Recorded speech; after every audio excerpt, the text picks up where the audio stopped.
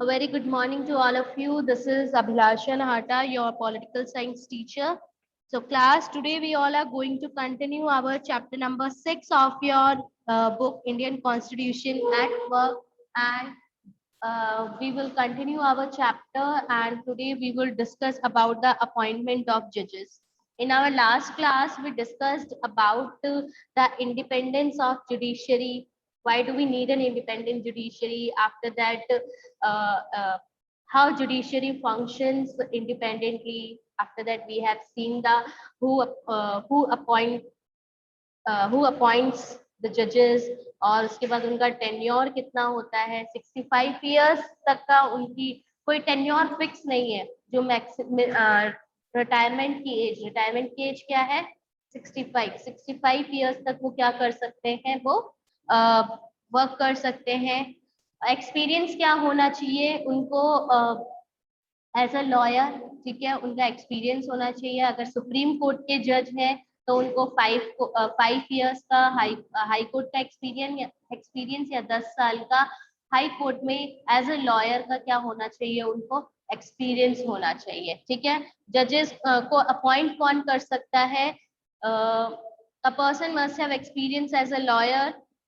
Sorry, political opinions कुछ भी नहीं होता है. ठीक है. यहाँ पे एक ही क्राइटेरिया, उनका एक्सपीरियंस देखा जाता है. ठीक है.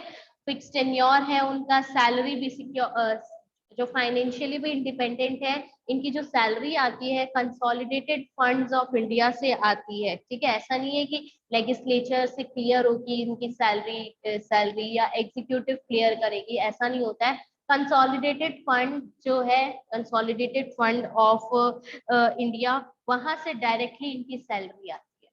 ठीक है.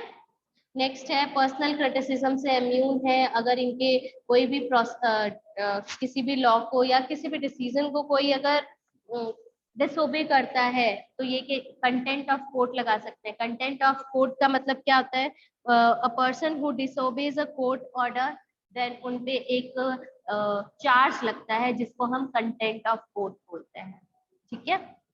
नेक्स्ट है आपका अपॉइंटमेंट ऑफ जजेस. अपॉइंटमेंट ऑफ जजेस never been free from political controversy.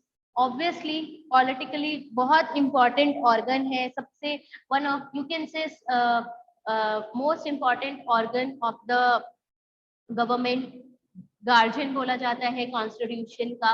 तो पॉलिटिकल कंट्रोवर्सीज का भी होना ऑब्वियसली पॉसिबल है, और बहुत सारी पॉलिटिकल कंट्रोवर्सीज भी होती है कि कौन जजेस होंगे, उनके अपॉइंटमेंट के टाइम पे उनके यू कैन से कि रिमूव करने के लिए भी बहुत सारी पॉलिटिकल डर्टी पॉलिटिक्स भी खेली जाती है. ठीक है. Process of the appointment makes a difference on how the constitution is interpreted. Obviously अगर पार्शियल होगा अपॉइंटमेंट, जजेस का अपॉइंटमेंट जो है अगर पार्शियल होता है तो आपका जो कॉन्स्टिट्यूशन है वो कैसे भी इंटरप्रेट कर सकते हैं. ठीक है. क्योंकि कॉन्स्टिट्यूशन फाइनल इंटरप्रेटर कौन होता है कॉन्स्टिट्यूशन का? फाइनली कौन चेंज कर सकता है कॉन्स्टिट्यूशन को? कोई लॉ पास हुआ है, पार्लियामेंट ने लॉ पास किया है, बट अगर उस पर प्रोटेस्ट होता है तो फाइनल इंटरप्रिटेशन कौन कर सकता है? जुडिशरी कर सकती है. तो ऑब्वियसली अगर प्रोसेस बहुत इंपॉर्टेंट रोल प्ले करता है कि किसी भी जज का अपॉइंटमेंट कैसे होगा, क्योंकि ये बहुत एक डिफरेंस क्रिएट करता है कि हमारा कॉन्स्टिट्यूशन, क्योंकि जुडिशरी क्या कर सकती है? इंटरप्रेट कर सकती है. Council of ministers, governors and chief ministers and chief justice of India all influence the process of judicial system. ठीक है. ये लोग जितने भी लोग हैं ये सब क्या करते हैं, इनके जो जितना भी प्रोसेस है आपका, ये चाहे वो काउंसिल्स ऑफ मिनिस्टर्स हो, चीफ जस्टिस ऑफ इंडिया हो, चीफ मिनिस्टर हो, गवर्नर्स हो, सब जुडिशियल अपॉइंटमेंट के टाइम पे क्या करते हैं? एक एक्टिव रोल प्ले करते हैं, किसी ना किसी तरीके से क्या है, इन्फ्लुएंस करते हैं. तो अगर हम appointment chief justice of India की अपॉइंटमेंट की बात करें, a convention had developed whereby the senior most judge of the Supreme Court was appointed as the chief justice of India. Appointment chief justice of India को appoint करने का क्या criteria है? जो भी सीनियर मोस्ट जज है आपका सुप्रीम कोर्ट का. अब सुप्रीम कोर्ट के जज में ऐसे नहीं है कि एज वाइज देखा जाता है. मेनली उनका एक्सपीरियंस वाइज देखा जाता है कि वो सुप्रीम कोर्ट में कितने सालों से है। ठीक है, जो भी सीनियर मोस्ट जज होगा सुप्रीम कोर्ट का, उसे ही क्या बनाया जाएगा, chief justice of India, CJI बनाया जाएगा। कौन है अभी present chief justice of India, कौन है? Who is the present chief justice of India? Do you know? NV, who is the present chief justice of India? Present, change हुआ है अभी 2-3 महीने पहले। NV रामन्ना, लिख लो। NV Ramana is the present CJI और you can say chief justice of India. NV Ramana, NV Ramanna. ठीक है, तो ये जो कन्वेंशन है, ये convention, this convention was however broken twice. लिख लिया क्या? NV रामन्ना, ये जो क्राइटेरिया बनाया हुआ है, ये जो कन्वेंशन बनाया हुआ है, ये 2 बार ब्रेक भी हुआ है हमारे इंडियन जुडिशियल हिस्ट्री में। पहला कब हुआ था? इन 1973 AN Ray was appointed as CJI superseding 3 senior judges। 1973, उस टाइम पे इमरजेंसी पीरियड भी चल रहा था, बांग्लादेश का वॉर भी हुआ था 71 में, उसके बाद इमरजेंसी पीरियड भी चला था। तो इस टाइम पे क्या किया था, जो 1973 में AN Ray को अपॉइंट किया गया था as a chief justice of India, बल्कि उनसे ऊपर 3 और भी इम्पोर्टेंट, मतलब 3 सीनियर जजेस थे सुप्रीम कोर्ट के, उनको सुपरसीड कर दिया और उन तीनों को हटा के क्या कर दिया था, उस टाइम पे AN Ray को बना दिया था। तो ये कन्वेंशन ब्रेक हुआ। सेकेंड कब हुआ था? Again justice MH Beg was appointed superseding justice HR Khanna. Second है आपका, जब MH बेग को अपॉइंट किया गया था, उनसे भी सीनियर जज थे, कौन थे? HR खन्ना थे। फिर भी उस टाइम पे क्या किया था, उनको चीफ जस्टिस ऑफ इंडिया बना दिया गया था। ये 1975 का है। तो ये पीरियड आप ध्यान रखिए, 1973, 1975, ये पीरियड आपका इमरजेंसी पीरियड था। पॉलिटिकल कंट्रोवर्सी रही है इसमें, ऑब्वियसली पॉलिटिक्स ने बहुत इंपॉर्टेंट रोल प्ले किया है। हो सकता है जो जजेस हैं इस टाइम पे, उनका डिसीजन कुछ ऐसा रहा होगा कि वो नहीं चाहते थे कि कोई लॉ पास किया है, तो वो नहीं चाहते थे कि ये लॉ पास हो, या हो सकता है इमरजेंसी डिक्लेयर नहीं करना चाहते होंगे। तो इस टाइम पे जब काफी पॉलिटिकल कंट्रोवर्सी रही है, इस टाइम पे फिर गवर्नमेंट ने क्या किया था कि उनको मे बी थ्रेट दिया हो, या जो भी है, उनके डिसीजन से गवर्नमेंट खुश नहीं थी, तो इनके जगह पे AN Ray को क्या कर दिया गया था, अपॉइंट कर दिया गया था, और उस टाइम पे MH बेग को अपॉइंट कर दिया गया था। तो ये कन्वेंशन 2 बार इंडियन जुडिशियल हिस्ट्री में जो है ब्रेक हुआ है, CJI को अपॉइंट करने का। CJI कौन होता है? CJI is the first among the, मतलब you can say first first जज ऑफ द हाईएस्ट कोर्ट। ठीक है, जो हमारे जो फर्स्ट बोलते हैं ना, सुप्रीम कोर्ट का जो फर्स्ट जज है वो CJI होता है। ऐसा नहीं है कि सुप्रीम कोर्ट के और जितने भी जजेस हैं उनसे इनकी पावर जो होती है वो ज्यादा होती है, कोई एक्स्ट्रा पावर नहीं होती है, बस ये फर्स्ट और सीनियर मोस्ट जज है, इसलिए उनको CJI chief justice of India कहा जाता है। ठीक है, नेक्स्ट है आपका अपॉइंटमेंट ऑफ अदर जजेस। हाई कोर्ट के या सुप्रीम कोर्ट के अगर जजेस को हमें अपॉइंट करना है, तो अदर जजेस of the Supreme Court and the High Court are appointed by the president after consulting the CJI। Chief justice of India से कंसल्ट करने के बाद प्रेसिडेंट क्या करते हैं, सुप्रीम कोर्ट और हाई कोर्ट के जजेस को अपॉइंट करते हैं। यहाँ पे काउंसिल ऑफ मिनिस्टर्स का भी थोड़ा बहुत रोल होता है, क्योंकि obviously president council of ministers he president को चूज करते हैं, और प्रेसिडेंट का भी क्या करते हैं, काउंसिल ऑफ मिनिस्टर्स से भी इस टाइम पे जब जो भी आपका यू कैन से कि जब डिसीजन लिया जाता है तो काफी इन्फ्लुएंस रहता है काउंसिल ऑफ मिनिस्टर्स का। So what was the status of the consultation with the chief justice? एक क्वेश्चन अराइज होता है कि जब आपको ही करना है, प्रेसिडेंट ही अपॉइंट कर रहा है, और यहाँ पे बोला गया है कंसल्टिंग, कंसल्ट तो वो कर रहे हैं पर फाइनल डिसीजन मेकर प्रेसिडेंट ही है, और प्रेसिडेंट काफी इन्फ्लुएंस है किससे, काउंसिल ऑफ मिनिस्टर्स से। तो यहाँ पे ये एक नेगेटिव एज अ डीमेरिट भी वर्क करता है कि फिर कंसल्टेशन का मतलब ही क्या है चीफ जस्टिस के साथ, अगर आपको हमारी बात ही नहीं माननी है। तो ये क्वेश्चन भी अराइज हुआ था। सो इसके लिए 3 केसेस हुए थे जब इस चीज को क्या किया गया था, इसके अगेंस्ट में प्रोटेस्ट किया गया था, क्रिटिसाइज किया गया था कि सीजीआई अगर जो भी कंसल्टेशन दे रही है, जो भी गाइडेंस दे रही, गाइडेंस नहीं बोलूंगी, कंसल्टेशन कर रहे हो, तो आप सीजीआई की रिपोर्ट को या सीजीआई की बात को मानो तो सही, खाली for the sake of the name आप क्या कर रहे हो, हमारे से डिस्कस कर रहे हो।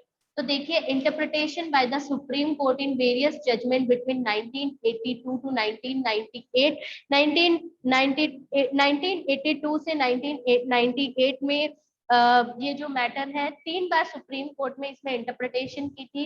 पहला था 1982 में, जिसको हम फर्स्ट जज केस बोलते हैं। The court felt that role of the chief justice was purely consultative. अब 1982 जो फर्स्ट जज केस हुआ था, इस टाइम पे बोला था कि जो चीफ जस्टिस का रोल है आपका खाली कंसल्टेटिव है। उस टाइम पे जब ये जजमेंट आई थी कि कंसल्टेटिव होना चाहिए।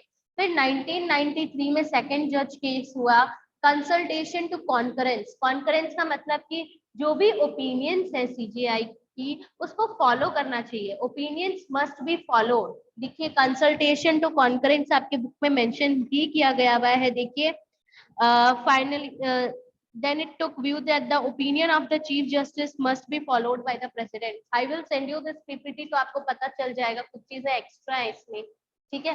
फर्स्ट जज केस, सेकंड जज केस। देवेंद्र आगे आना है तो आ जाओ, यहाँ पे दिख जाएगा, अगर आपको दिखना है, आना है तो आ जाओ। तो सेकंड जज केस में क्या कहा गया कि जो भी कंसल्टेशन की जाती है आपकी, किससे रिलेटेड, कि सीजीआई कौन होगा, ठीक है, सुप्रीम कोर्ट के जजेस कौन होंगे, हाई कोर्ट के जजेस कौन होंगे, और जो सीजीआई से कंसल्टेशन हो रही है वो उन कंसल्टेशन टू कॉन्करेंस, मतलब उनके ओपिनियंस को मानना भी चाहिए, ओपिनियंस मस्ट बी फॉलोड। फिर 1998 में एक थर्ड जज केस हुआ था। थर्ड जज केस क्या था? The principle of collegiality is making recommendations for appointments. इस टाइम पे बोला गया था the principle of collegiality in making recommendations for appointments की recommendations होनी चाहिए, ठीक है। आपसे और भी जजेस से क्या है इसमें पूछना चाहिए, एक यू कैन से कि एक वोटिंग सिस्टम का, एक वोटिंग सिस्टम होना चाहिए नेम्स ऑफ द पर्सन्स। जैसे कि सीजीआई ने कुछ नेम्स सजेस्ट कर दिए और उसमें उनमें से किसी को बनाना चाहिए। ये एक प्रिंसिपल ऑफ कॉलेजियलिटी है जिसमें रिकमेंडेशंस हुई थी कि कौन कौन सी अपॉइंटमेंट्स होनी चाहिए, ठीक है।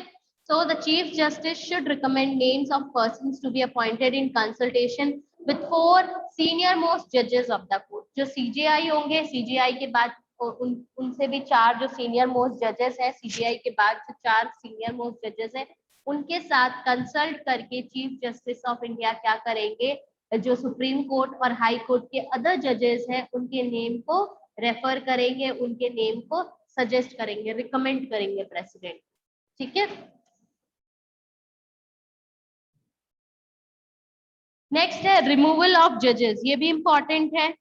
सो रिमूवल ऑफ जजेस, रिमूवल ऑफ सुप्रीम कोर्ट और हाई कोर्ट जजेस, it is extremely very difficult as कम डिस्ट्रिक्ट कोर्ट का, ठीक है, फिर भी कर सकते हैं क्योंकि सुप्रीम कोर्ट के पास पावर होती है, but removal of Supreme court high court जज इज extremely difficult.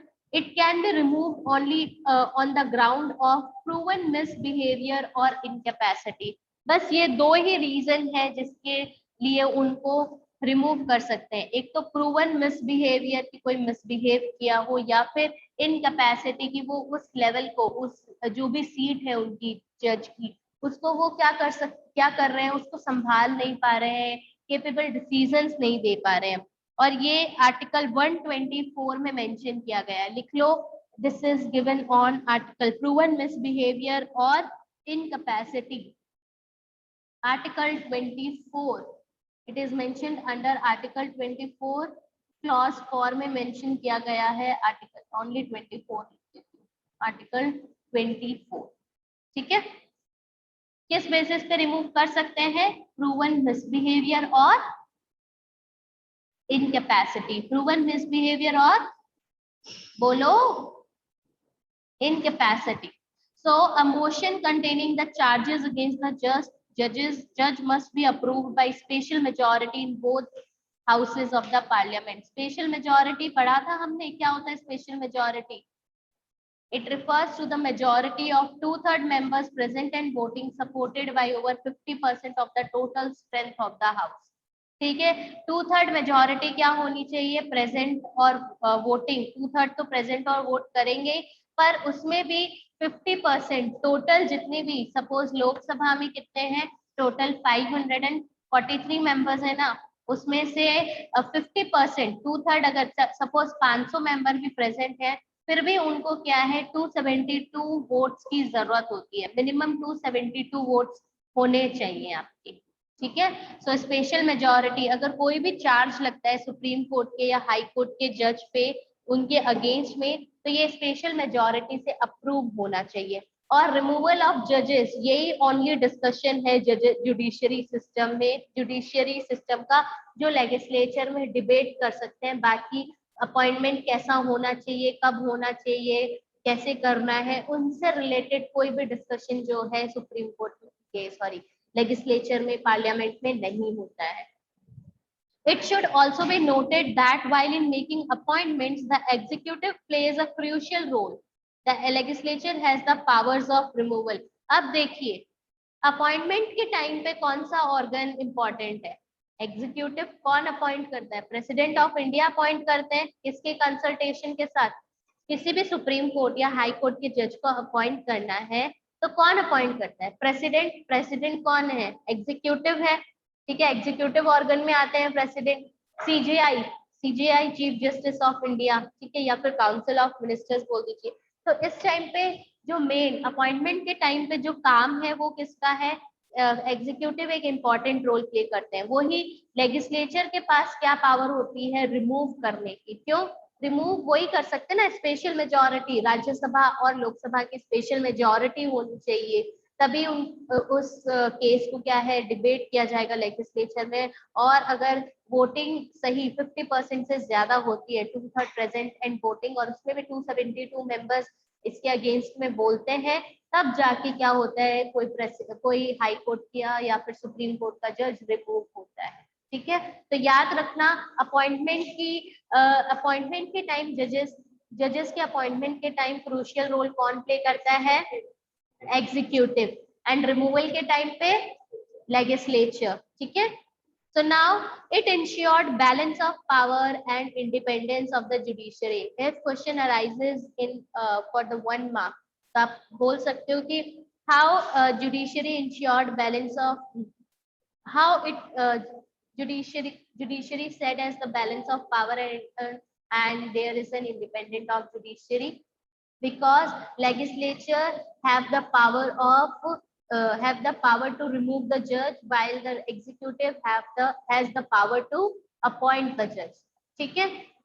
एग्जीक्यूटिव के पास अपॉइंट करने की पावर है, तो लेजिस्लेचर के पास क्या है? रिमूव करने की पावर है, ठीक है। तो ये दोनों ऑर्गन्स में क्या एक बैलेंस बना के रखती है, कोई भी ज्यादा पावरफुल नहीं है यहाँ पे, राइट।